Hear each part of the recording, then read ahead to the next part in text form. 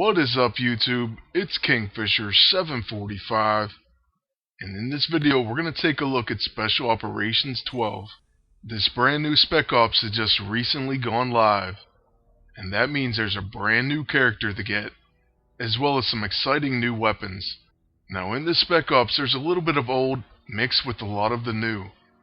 First, there is a Star Mastery. Second, they have the mission info, and under this tab you can see the rewards from defeating the boss. So the very first reward is the War Splitter Axe, and this is dropped off the end boss Ares for mission 1. It appears to be a very excellent weapon. It has deadly crits, gives strength to all allies, and it has neutralize, so it removes and prevents stat increasing effects. So this looks like a really promising weapon, and we're definitely going to be farming for this one. Now let's try to look at the other rewards.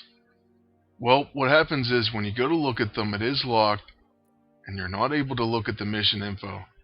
So we'll have to take a look at that once we start the Spec Ops. They always show you a preview, so we'll see them there. Next, we're going to move on to the items on the Spec Ops task list. First, you get a blueprint for Stealth Field. Stealth Field grants a high chance to avoid single target attacks, and your attacks become stealthy. So that's going to be the very first research. Next, you get the blueprint for Power Cell.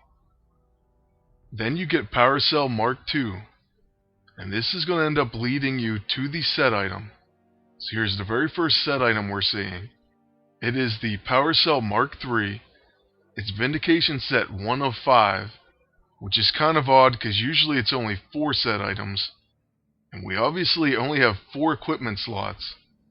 But this item is a quick action, it's subtle, it has high capacity charge, so it creates a high capacity charge consumed by Vindication set items to create additional functionality. It restores health and stamina when used, and has Sonic Blast. So right now we're not really sure what all that means. But moving on to the character, it is Ares. He's a bruiser, which is what we thought. We were finally right about a character. And he has 2 amazing passives. God of War grants party, war never changes. Chance to join in on allies' attack, and chance to retaliate when an ally is hit by a single target attack. He also has 10,000 yard stare, chance to preemptively counter enemy attacks with intimidated and broken will, greatly reducing the damage of the incoming attack. So those are his passives, and right away he looks really promising, and we're excited to have another amazing bruiser. But now let's take a look at his abilities. His first one is called Art of War. It has hemorrhaging attack, causes tenderized, bleeding, and ravaged. So it looks like he's going to fit in on a number of bleed teams as well. And he may go very well with Electra. We're certainly going to try that team out ourselves. Next, he has Modern Warfare. It hits all enemies and causes despair, so it removes and prevents resurrection effects while active, and prevents most healing effects. Next, he has Personal War. It's a quick action, and it causes weak point. It's also a ranged gun type and it hits 1 enemy. So that's pretty awesome. It's going to make sure the next attack is a guaranteed crit and hit. And his last ability is Crush Your Enemies. It hits all enemies, is catastrophic, so it cannot be protected against. It ignores most avoidance effects, and is guaranteed to hit. It also causes stun to everyone and removes buffs.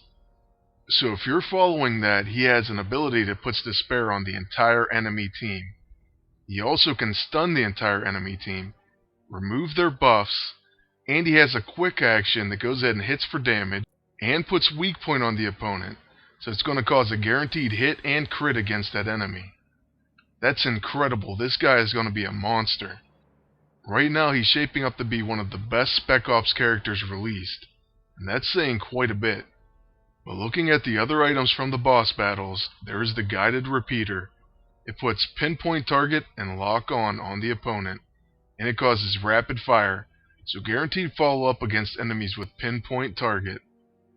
So that's pretty awesome right there. It's kind of like flanked, and you could actually probably use this weapon in conjunction with someone like Hawkeye, and you'll have a ton of follow-up attacks going on everywhere.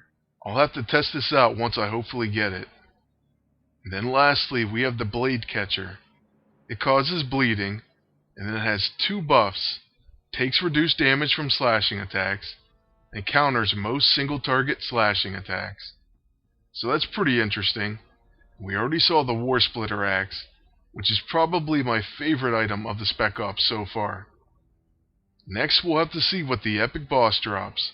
We do know he's in Mission 2, and we should have a video up dedicated to the epic boss of Mission 2 sometime tomorrow.